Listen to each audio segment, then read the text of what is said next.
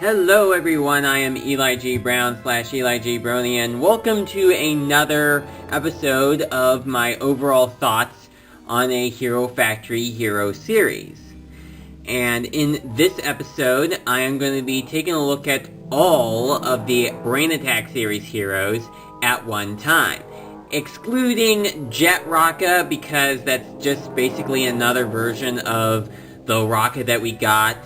Despite them bearing very many differences between the regular version and the one that came in the Jet Rocka set, I just didn't think that it was worth it to assemble the Jet Rocka because it doesn't really look all that good of a figure. The original one looked a lot better though, and so I'm just going to look over the individual heroes themselves rather than any that came in the sets. Like, as I've said, I personally think that the Jet Rocka should have been a set about Nex or Stringer, since we got neither of those characters in Brain Attack already. Although I have seen that some people pointed out that if they did it like that, there would be some people that wouldn't be able to afford them. And I'm pretty sure that there are some people that didn't bother to buy the Jet Rocka set. I bought it because I thought that the jetpack looked good, but I never thought that the rock in that set was really all that great. So these are just the regular heroes themselves, not any special heroes whatsoever. Alright, so the overall look of these heroes is very interesting. It's very different from what we've gotten before. Every hero has these colored visors that fit over their masks, which supposedly is supposed to be used to protect their brains from getting possessed by the evil brains that are attacking in this storyline. Of course, we find out that that technically is not true, considering that Surge was still possessed by an evil brain, so that pretty much gives us an indication that the visors were not meant to be used to protect their heads from getting possessed by an evil brain. It can still happen. What they do, however, is give the heroes I think it gives the heroes some information about the enemies that they are fighting. So I think that's what the visors were meant to be for. And plus, it was never mentioned in the episode that the visors were used to protect the heroes' heads from getting possessed. I think it was only mentioned that they would give details about their enemies. I'm not sure if there was ever any other source that indicated that the visors were there to protect their brains, or if that was just something that a fan assumed and then became a very popular theory. I really have no idea as to where it may have come from.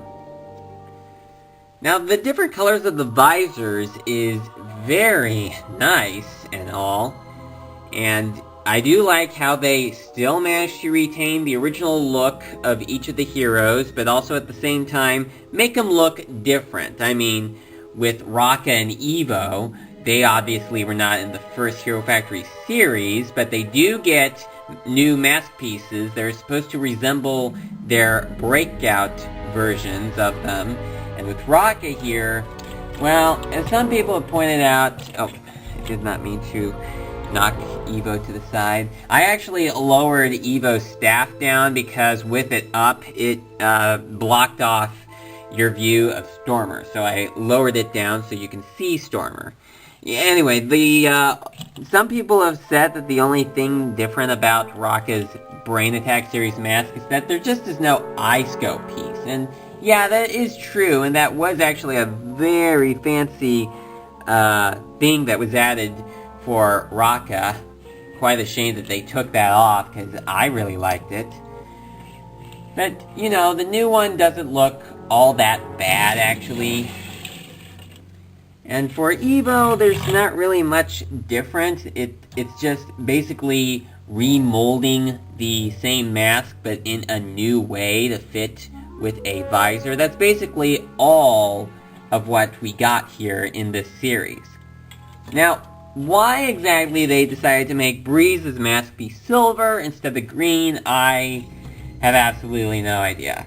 I mean, it is a nice color for this mask, but why exactly this color as opposed to the lime green?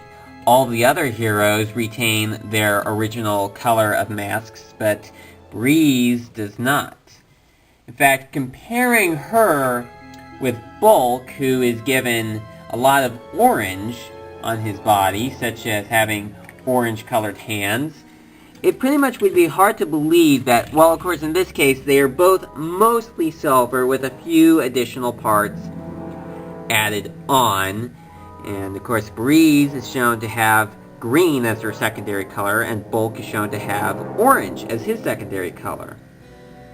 But the thing is, it would be kind of hard to know what color each hero originally was supposed to be, since Bulk was originally silver, and Breeze was originally green. And I suppose Bulk is still silver and Breeze is still green.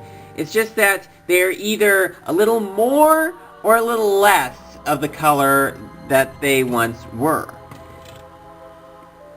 And for Bulk here, he gets a very different look for his mask piece. I know it's supposed to look like his original, but it just looks like a very different face entirely. It kind of looks like if you showed me that mask and asked me what series that mask came from, I would never have guessed that it was Bulk. Now, I think that there were some people who were wondering, is this supposed to be Bulk or Nex? Right before they managed to identify the name of the character. But of course, it does look a lot more like Bulk, so I guess that probably would have been my answer if you asked me that question. It is indeed supposed to be Bulk, and I certainly like how they brought over the drill piece from Drill Dozer and started to use that for a hero set. The drill does look really nice. I did imagine at some point in Bionicle they should actually have some sort of drill piece for a Toa of Earth, so that said Toa of Earth could actually burrow underneath the ground. And they introduced that sort of piece, and I actually don't think it was in Hero Factory. I could be wrong, but I think it was used in some minor sets, digging underneath the ground. I could be wrong, but for me personally, Hero Factory was the first series that I ever saw this drill in, and they did use this drill again for Onua Uniter in the second generation of Bionicle in 2016. Now, another extraordinary thing about the Visors in general is that the three heroes at the back, Stormer, Furno, and Surge, they all have printed visors, while the other four heroes, Raka, Evo, Breeze, and Bulk, they have plain visors that have no printing on them at all. And I suppose that is okay to have some visors that have printing on them and others that do not. Although it kind of makes the three back heroes feel a little more special. I suppose that would be the case, since Stormer is the alpha leader and Furno is, well, he's an XL hero, and I suppose he would be... I think Furno is supposed to be second in command of Team Alpha, since he does give some of the orders in the Brain Attack episode, and even identifies him as the team commander. So I guess that indicates to me that Furno is supposed to be second in command, even though he had not been on the team for as long as Bulk and Stringer, who is absent in this series, and also was absent in the next series, along with Nex, unfortunately. But I think Stringer was in the storyline, that he was possessed by an evil brain at some point, much like Surge was in the episode. And I guess that could be the explanation for where the black evil brain that came in the accessory pack came from. Maybe that's supposed to be Stringer's evil brain. Now, I suppose there could be some question as to what Nex and Evo were doing during the Brain Attack mission. Like, maybe they were off on some other planet trying to defeat some sort of villains, or maybe they were off going after the villain that sent the evil brain, since we never find out what happened to that villain afterwards, or if the heroes ever went after that villain, who I suppose is called the Dark Maker. So that is unusual in the episode where we don't have the heroes directly facing off against the main villain of the series, that we don't see much of. The only villains that the heroes do come across would be the evil brains themselves. And as far as adding some differences to each of the heroes, such as the wings that Surge has, which he never actually uses, as well as this scout drone, although we don't see it being used as a scout drone. I think it's actually used as some add-on armor for Surge, since we never see him using it as a scout drone, much like Stormer XL did in the last series. And the flick fire missiles that Stormer has, those were also very nice additions. And then with Inferno XL, did I call Stormer a Stormer XL? If I did, my apologies. With Inferno XL, he's given an added cape, and he is a much bigger hero than all of the rest, since he is the XL for this series. I really wonder what was up with having an XL hero in each series. I mean, I guess it would be to show that heroes can come in all sorts of different sizes. Though another good question is why they kept alternating from different series as to which hero should be the XL. I mean, with Savage Planet, we got Rock XL. For Breakout, we got Stormer XL. And for Brain Attack, we have Inferno XL. And also in Invasion from Below, we got Evo XL Machine, though that was really just a machine, and Evo himself did not become an XL hero. Just his machine.